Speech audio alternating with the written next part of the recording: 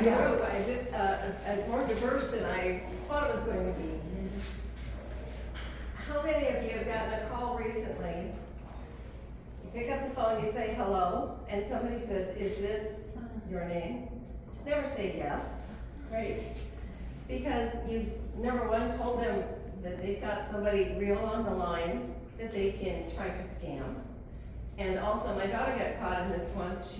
She works at night. They called her, she was sleeping, and she said yes to something, then to her name, and they started charging something on her car because she had said yes. Mm-hmm. So, that's my immediate. I have been scammed. Some of you know Jeff Kickle. Yep. Longtime friend, longtime networker. When we were scammed, it ended in January of this year. I called Jeff and said, can I be on your podcast? He said, of course. He was so angry at what we discussed on the podcast that he said, let's do a book.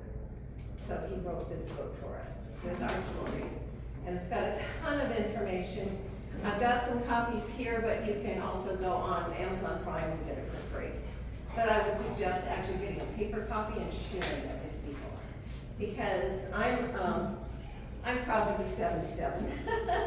And so I'm in that senior group.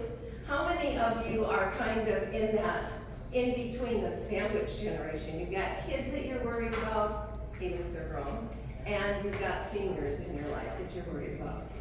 Yeah. So this kind of, this will actually open a lot of eyes. I'm sorry, I don't remember your name, but he was talking about the scams and Mike, but it's ridiculous. I mean, so we started a Facebook page called Scam Me Not. And I am using that as a platform to let people know all the latest scams. And believe me, I could do this 24 hours. Mm-hmm. It is, AARP has a really good Facebook presence. Those are, and of course you get notices from your bank and all sorts of things. I'm going to briefly touch on what happened to us. So my husband is an engineer. He's doing consulting now at 76. Having to do a little more now since we were scammed. And so he's traded stocks for years, had a coach, done well for us. And I've traded a little bit myself. And he wanted to learn more about crypto. So he saw something online, free crypto classes. And he reached out and they said, oh, we have one starting. And just come over to Signal. Well, you may or may not know that Signal is an app that's highly encrypted. And it's hard to catch somebody doing something wrong on it. If you stay on something like a LinkedIn platform or the bigger platforms, they can help you if you are in trouble. I mean, at least they can try to back you up. Telegram and WhatsApp are the two other major scam platforms. We actually have a Signal account with our son and his family. So, I mean, because they want to keep their girls safe. So what happened was he was invited to join this group. The information that was coming was legit. I mean, he'd been learning about and using the stock market for years. So solid information, we're very conservative people. That worked. And one day I said to him, who are you texting so much? He's in a couple of guy text groups, but this was kind of above and beyond. We've been married over 50 years. And I have to admit that I would be a little jealous if you got caught in romance, you know.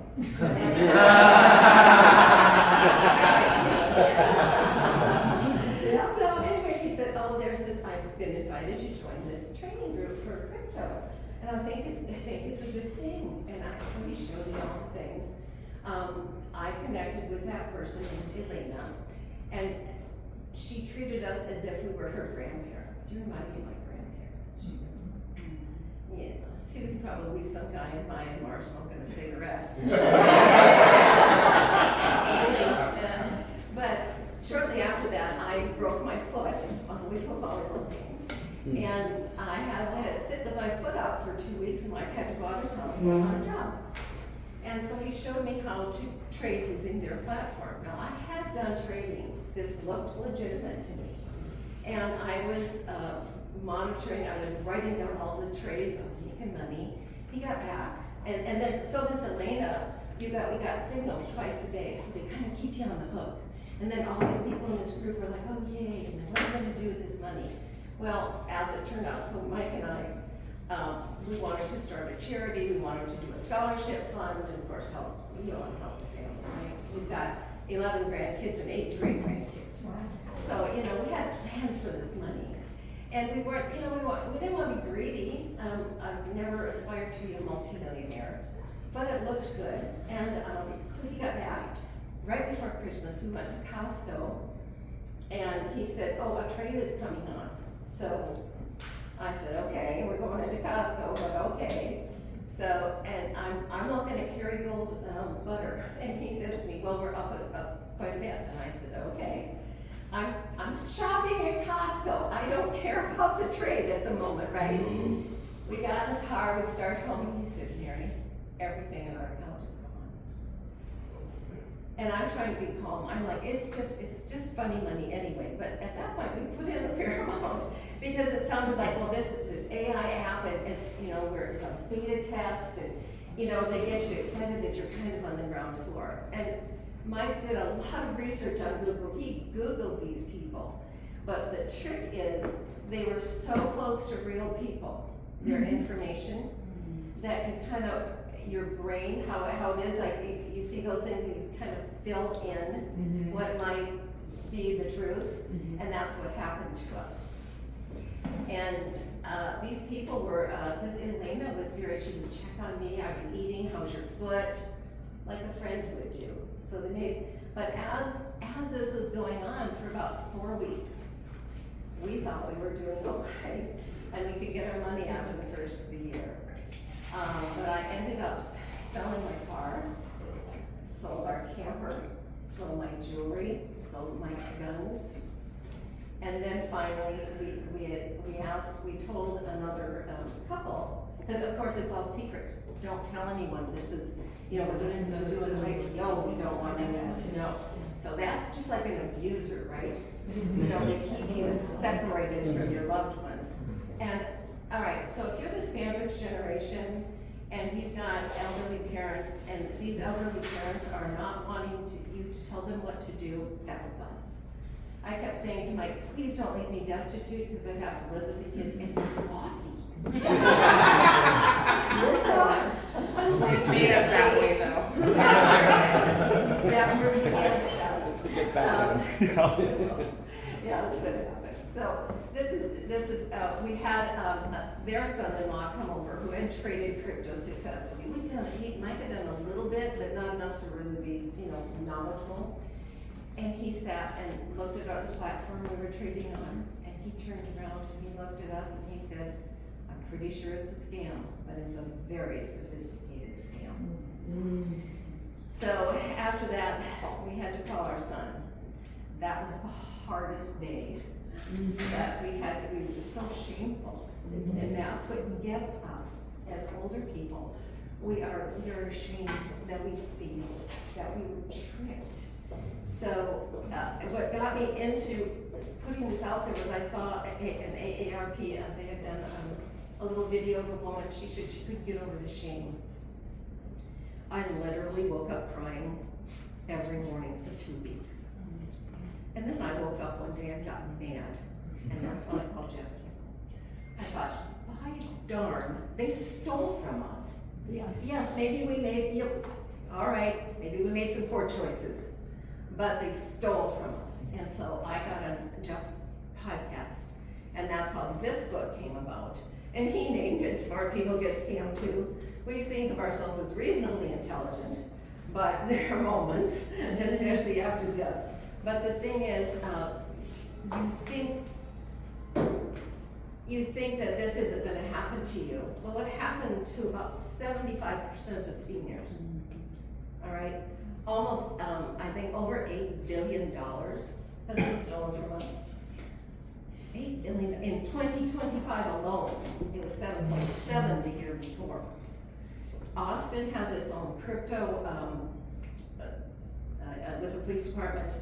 I don't know the name of it, but I saw it on TV. But, the thing to do if you're scammed in any kind of scam, I mean, there's so many out there, right? I mean, just Google scam and it comes up with a list like this. And that's why I couldn't even share with you today all of these things. Just the importance of communicating with each other. If you are the senior, communicating with your kids. Get a plan in place. You know, we've heard of like grandparents getting calls like, we've kidnapped your kid, or your kid, this is your kid. It sounds like them, right?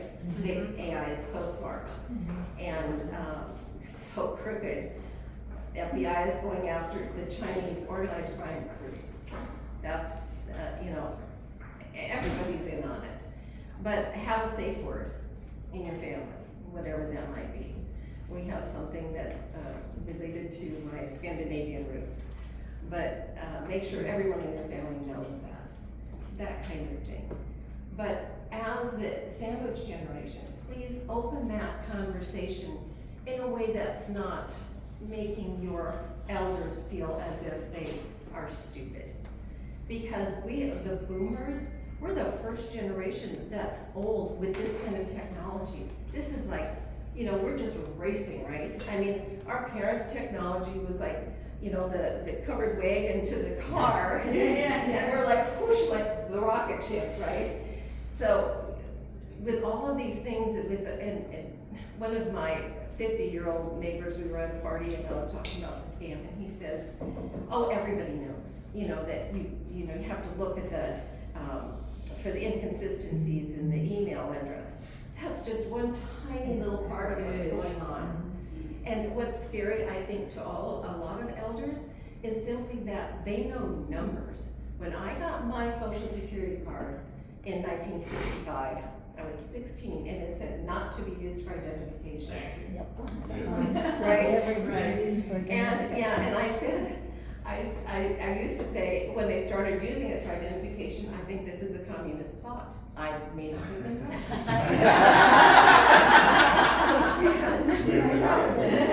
But they know, like my daughter, I love her, got caught in a scam where she had to do a gift card. And so many stories about this. The government does not call you. The government will not tell you to send something to get your kid out of jail with Venmo. Medicare does not call you. Social Security does not call you. Get that, and so now I even have a realtor, and I just let things go to voicemail. If they leave a voicemail, it's legitimate, but they aren't going to. And if you get caught in one of those, so LinkedIn, the Mike is active as looking for work, because now he still has to work. And but he's got engineer, 40 years experience, and we have this project starting up, you're perfect for it. Okay. Then on a Sunday, he gets an email from this, or a text from this woman saying, hi, how are you doing today? No professional headhunter is gonna text you on a Sunday and say something like that. Within 20 minutes of that, he gets a text from another woman. I mean, man, you are big targets, okay? And as Jeff Kickle says in here and on there, no hot young chick is gonna be texting you.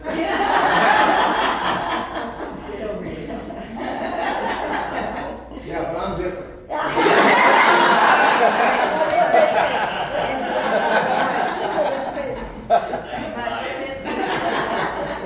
20 minutes, both of those women said, oh, you should talk to Doug, my financial advisor. Exact same words from two separate texts, okay? My neighbor, a widower in his 60s, I was telling him, I said, you read our book? He came over to get some basil one day, actually. And he said, no, not really. And I said, well, we were scammed. And he said, I was scammed out of $1 million in a romance scam. The bank had to freeze his assets so that he wouldn't keep giving to this person. Oh, wow. So this is real. This is every day. And the average senior that's lost money is $38,700. But think of that. That guy's $1 million, but everybody could get scammed for $500, $1,000. And it doesn't have to be seniors, because I have a number of friends who are young that this has happened to. So simply just raising awareness. I am available for speaking in different places, as you can see. I hope this has just raised a little awareness, and just ask you to please, if you do take a book, you're welcome to a book. If you take a book, please share it. You know, read it, share it. Jeff has Our Story is here, and I still get a little teary-eyed when I read it. It's like, oh gosh, how can we be so stupid? But Jeff has a lot of good resources in the back. So, thank you very much.